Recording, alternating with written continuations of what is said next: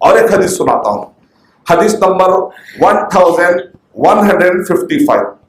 دو صحابی آتے ہیں، ایک ثقفی یعنی کہ طائف کے رہنے والے، ایک انصاری یعنی مدینہ کے رہنے والے، دونوں آ کر سوال کرنا چاہتے ہیں۔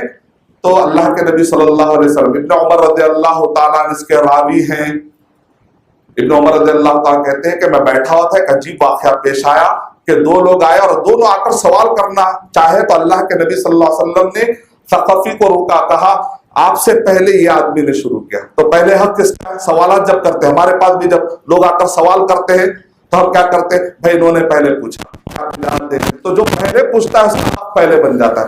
یہ نہیں دیکھا جائے گا کہ وہ غریب ہے یا امیر۔ عالم کی ذمہ داری ہے کہ اگر اس کے پاس کوئی بھی سوال لے کر آئے، یہ نہ دیکھے کہ سامنے والا کون ہے، مرتبے کے حساب سے نہ دیکھے، پہلے جو آ کر پوچھا تو اس کا حق ہے۔ اگر وہ آدمی جلدی میں ہے تو بولے بھائی آپ کا حق ہے کیا، اس کو دے پڑے گا، اگر وہ نہ دے تو پھر اس کا حق بن جاتا ہے۔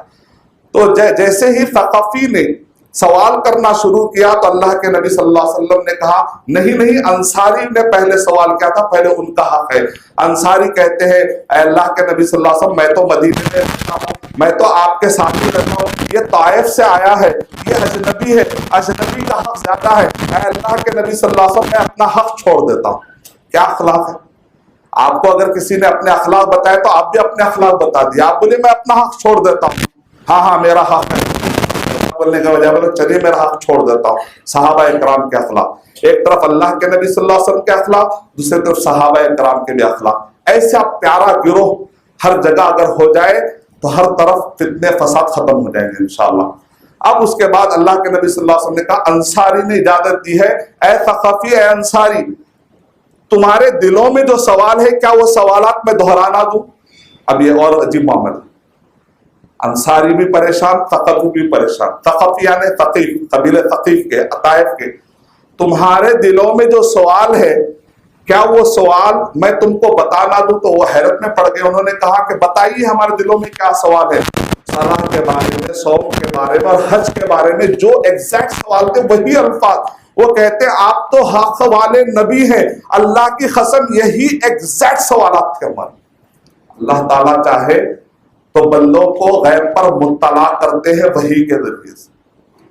غیب حقیقی اللہ کے علاوہ کوئی نہیں جانتا، لیکن غیب سببی وحی کے بعد ممکن ہے کہ نبی کو معلوم ہو جائے، جیسا کہ آپ کہتے ہیں دجال آنے والا ہے، کیا ہم نے دجال کو دیکھا؟ نہیں، وحی کی بنیاد پر، حدیث کی بنیاد پر، تو اس کو غیب نہیں کہتے، اس کو سببی غیب کہتے ہیں۔ حقیقی غیب اللہ کے علاوہ کوئی بھی نہیں جانتا، عالم الغیب۔ اچھا، اللہ کے نبی صلی اللہ علیہ وسلم نے جو سوال کیے تھے وہ سوال کیا ہے؟ تمہارا سوال یہ ہے کہ حج میں اتنے جو عمل کرتے ہیں آخر اس کا فائدہ کیا ہے، اس کا ثواب کیا ہے؟ یہی تمہارے دماغ میں سوال چل رہا تھا، تمہارے دماغ میں سوال چل رہا تھا کہ حاجی چل کر آتا ہے یا سواری پر آتا ہے تو اس کی فضیلت کیا ہے؟ حاجی جب آتا ہے طواف کرتا ہے تو اس کی فضیلت کیا ہے؟ حاجی آتا ہے سعی کرتا ہے صفا اور مروہ کی تو اس کی فضیلت کیا ہے؟ حاجی آتا ہے کنکری مارتا ہے تو اس کی فضیلت کیا ہے؟ حاجی آتا ہے عرفات کے میدان میں ٹھہرتا ہے تو اس کی فضیلت کیا ہے؟ اور حاجی طواف وداع کرتا ہے تو اس کی فضیلت کیا ہے؟ صحیح ترغیب حدیث نمبر 1156۔ تو انہوں نے کہا اے اللہ کے نبی صلی اللہ علیہ وسلم، آپ حق ہے، آپ سچے نبی ہیں، بالکل یہی ہمارے سوالات ہیں۔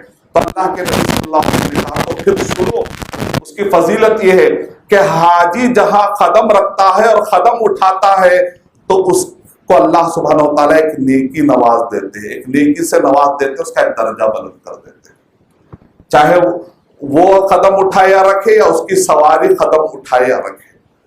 پھر اس کے بعد حاجی آتا ہے طواف کرتا ہے، ایک غلام آزاد کرنے کا ثواب لکھا جاتا ہے۔ پھر اس کے بعد حاجی صفا اور مروہ کی سعی کرتا ہے تو 70 غلاموں کو آزاد کرنے کا ثواب لکھا جاتا ہے۔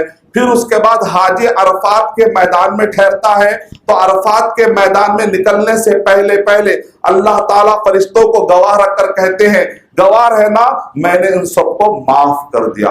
پھر اس کے بعد حاجی جا کر ایک کنکری مارتا ہے۔ جب ایک حاجی جا کر کنکری مارتا ہے تو ہر کنکری پر کبیرہ گناہ معاف ہوتا ہے، صغیرہ نہیں، مطلب 70 ایک حج میں اس کو 70 کنکریاں ملتے ہیں، تو گویا کہ 70 کبیرہ گناہ معاف کروا لینے کا اس کو موقع ملتا. اللہ اکبر، کتنی بڑی فضیلت ہے. پھر اس کے بعد حاجی طواف وداع کرتا ہے تو رجع کیوم ولدتہ امہ، وہ ویسے لوٹ جاتا ہے جیسا کہ اس کی ماں نے اس کو آج ہی جنا ہے. اور ایک حدیث میں عبادہ بن صامت کی بالکل اسی ٹائپ کی حدیث ہے، اس کے اندر یہ کلمہ زیادہ ہے. حاجی جب اپنے سر کے بال منڈواتا یا کٹاتا ہے، ایک ایک بال گرتا ہے، ایک ایک نیکی ملتی ہے، اور یہ بال قیامت کے دن روشنی بن کے آتا ہے. آپ جانتے ہیں سورہ حدید میں بتایا گیا تفصیل سے، اور منافقین کی جو کیفیت ہوگی کہ قیامت میں منافق اندھیرے میں پریشان ہوں گے، کافر پریشان ہوں گے. پل صراط پر جانے کے لیے اندھیرا ہوگا، پل اور صراط سے پہلے بالکل اندھیرا ہوگا. وہاں وہی آدمی پل اور صراط کو دیکھ پائے گا جس کے اندر ایمان ہوگا، روشنی اس کی بہت زیادہ بڑی ہوئی رہے گی جس کا ایمان مضبوط ہوگا. حدیث کیا بتا رہی ہے؟ قیامت کے دن جب اس کو روشنی کی ضرورت ہوگی، اس کا ایک ایک بال جو اس نے اللہ کے لیے کاٹا ہے، ایک ایک بال قیامت میں روشنی بن جائے گا. یہ ہے فضیلت. اس سے پتا چلتا ہے کہ جو حاجی حضرات کے بارے میں جو فضیلتیں آئی ہیں، چاہے حاجی حضرات کا چلنا ہو اور واپس آنا ہو، تو اللہ کے نبی صلی اللہ علیہ وسلم نے ارشاد فرمایا یہ اللہ کا وفد ہے. اللہ کا وفد مطلب جب یہ سوال کریں گے تو اللہ تعالیٰ ان کی دعائیں قبول کریں گے، واپس گھر آنے تک ساری دعائیں قبول ہوتی ہیں. من گھڑت روایتوں میں کیا بتایا گیا؟ کعبے پہ پہلے ہی پڑی جب نظر، کیا چیز ہے دنیا میں بھول گیا. یعنی پہلی نظر پڑتے ہی جو مانگنا ہے مانگ لو، لوگ بولتے. بیچارہ اندھا کیا کرے گا، اس کی نظر پڑ بھی گئی تو لوگ آنکھیں ایسا بند کر کے جا کے کعبہ کہاں ہے، کعبہ کہاں ہے. تو ویسا نہیں ہے.